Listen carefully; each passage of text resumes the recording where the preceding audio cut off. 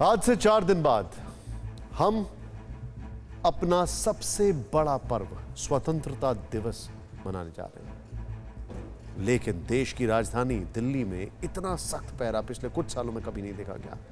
इस सख्ती के पीछे एक ऐसी फिक्र छिपी है जो 1100 किलोमीटर दूर से आ रही है। दरअसल हम पिछले कुछ समय में अफगानिस्तान के जो बिगड़े हालात हैं उनका असर अब भारत तक पहुंच चुका है।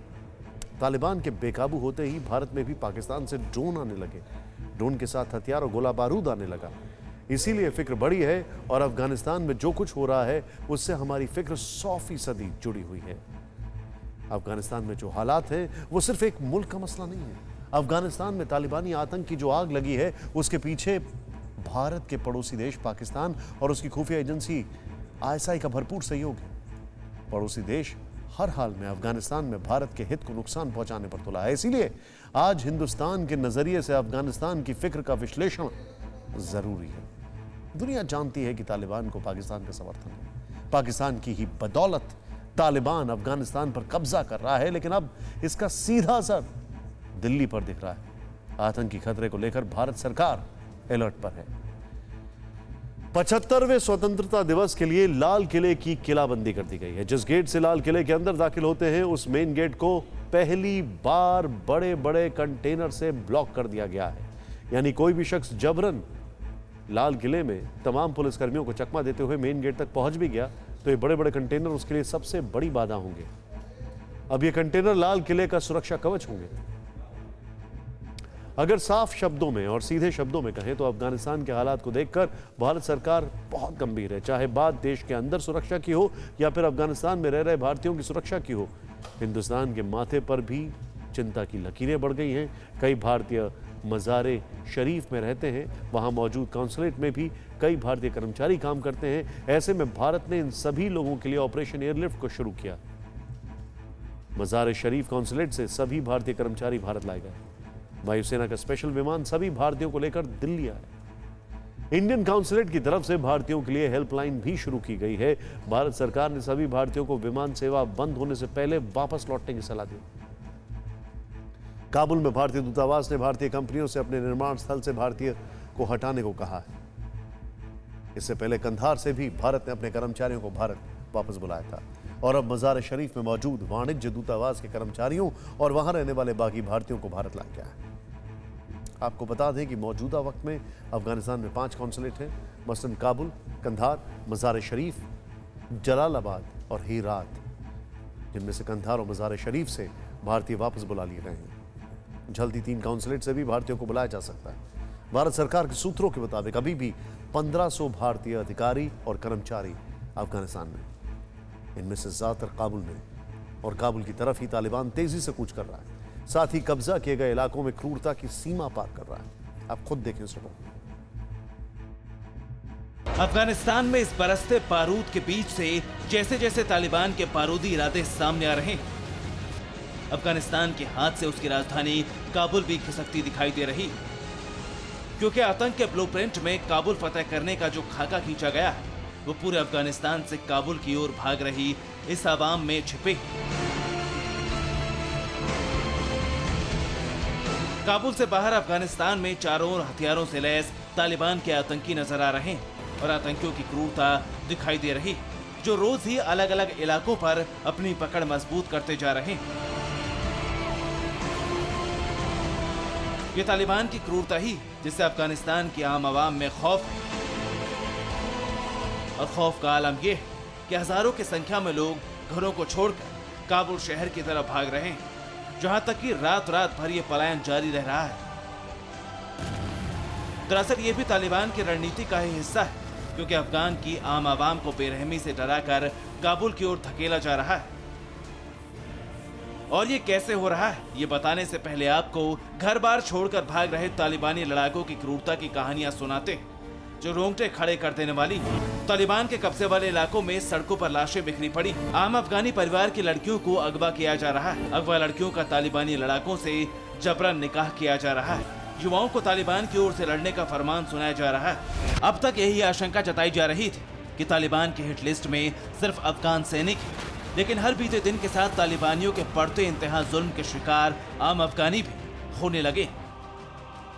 तालिबानी ना तो लड़कियों को छोड़ रहे हैं, न बच्चों को, न बुजुर्ग को, न ही युवाओं को। कुंदुज पर तालिबान के कब्जे के बाद 6 बच्चों की मां और विधवा 36 साल की फरीबा ने बताया, हमने जेल के पास सड़क पर लाशों को बिखरे हुए देखा, उसके पास कुत्ते खड़े थे।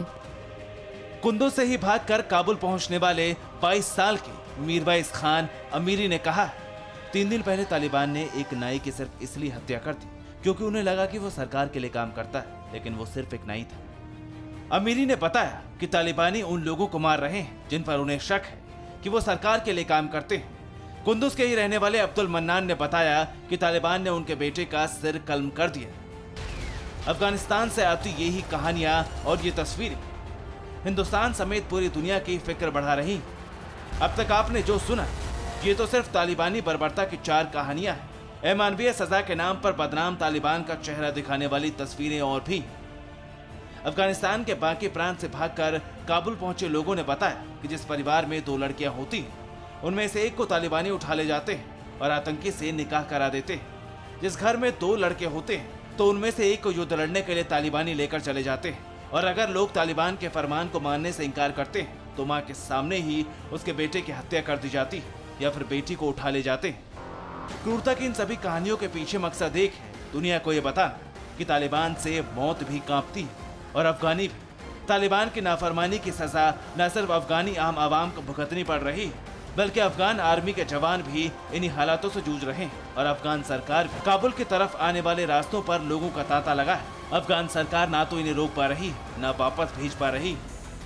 डर है कि आम अफगानी बनकर तालिबानी राजधानी में दाखिल हो सकते हैं। बावजूद इसके सरकार इन्हें सीधे तौर पर रोक भी नहीं सकती, क्योंकि आम अफगानी को काबुल में आने से रोका गया तो वो तालिबान के हाथों बेमौत मारे जाएंगे।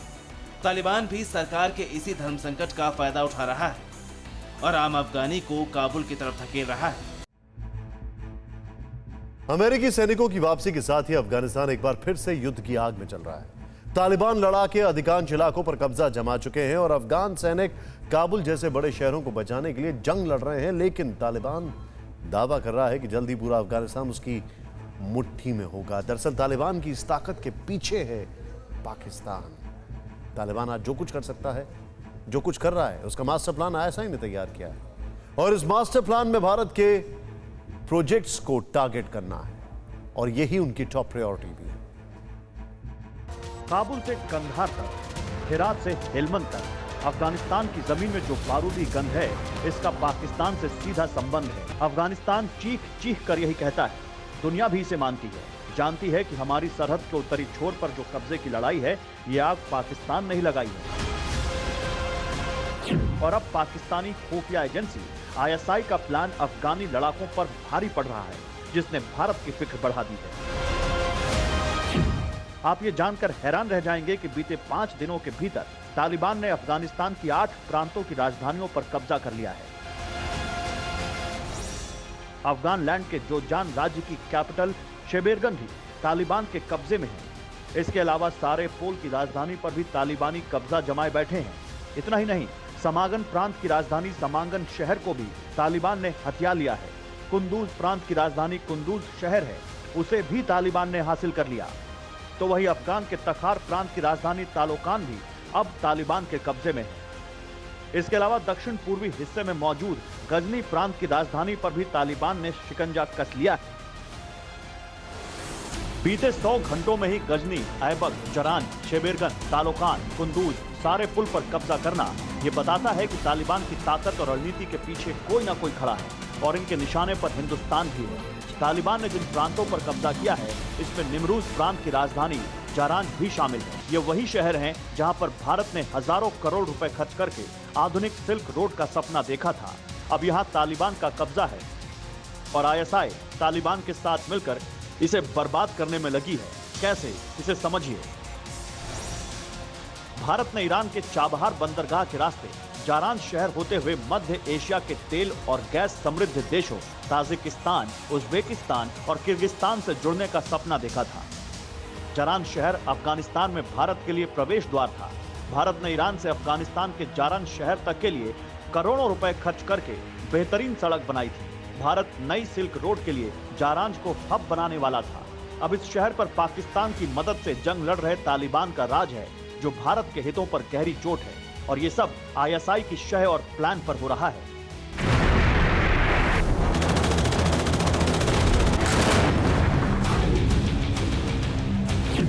अमेरिकी सेनाओं की वापसी के बाद से ही तालिबान ने आईएसआई के मास्टर प्लान पर काम करना शुरू किया। पहले अफगानिस्तान के ग्रामीण इलाकों पर कब्जा किया, अब शहरों पर कब्जा कर रहे हैं। शहरों को बचाने के लिए अफगानिस्तान सरकार सेना को शहरों में बुला रही है ताकि उन्हें तालिबान से बचाया जा सके। लेकिन वही सैनिक अब तालिबान के सामने सरेंडर कर रहे हैं और आईएसआई अफगानिस्तान के खराब होते हालात का फायदा उठाकर तालिबान के सहारे भारत को निशाना बना रहा है। खबर यह भी सामने आ रही है कि तालिबान को मदद के लिए पाकिस्तान ने 20,000 से ज्यादा आतंकियों की खेप भेजी है। पाकिस्तानी खुफिया एजेंसी आईएसआई मदरसों में पढ़ने वाले इन आतंकियों को अफगानिस्तान की सीमा में दाखिल कर रही है ताकि ये दहशतगर्द तालिबान के साथ मिलकर तबाही मचा सके। तालिबानी आतंकी भारतीय प्रोजेक्ट्स को तो टारगेट कर ही रहे हैं। अगर अफगानिस्तान में तालिबान कामयाब हो जाता है तो इसके और भी नुकसान है। इसका सीधा असर जो है पाकिस्तान में पल रहे आतंकियों पर पड़ेगा, जिन्हें पाकिस्तान की सरकार और पाकिस्तान की सेना मदद देती है। खास तौर पर पाक सीमा से सटे इलाकों में जिस तरह से ड्रोन से हथियारों की सप्लाई की गई, उसमें यह फिक्र साफ साफ नजर आने लगी। और ये ही फिक्र इस बार आज़ादी के महोत्सव में भी दिखने लगी है। हालांकि उड़ते पाकिस्तान को भी समझने की जरूरत है कि अब भारत से भिड़ना उसके लिए बहुत भारी पड़ सकता है। न्यूज़ टॉप 9 रोज सुबह 7 बजे और शाम 7 बजे सिर्फ TV9 भारतवर्ष पर।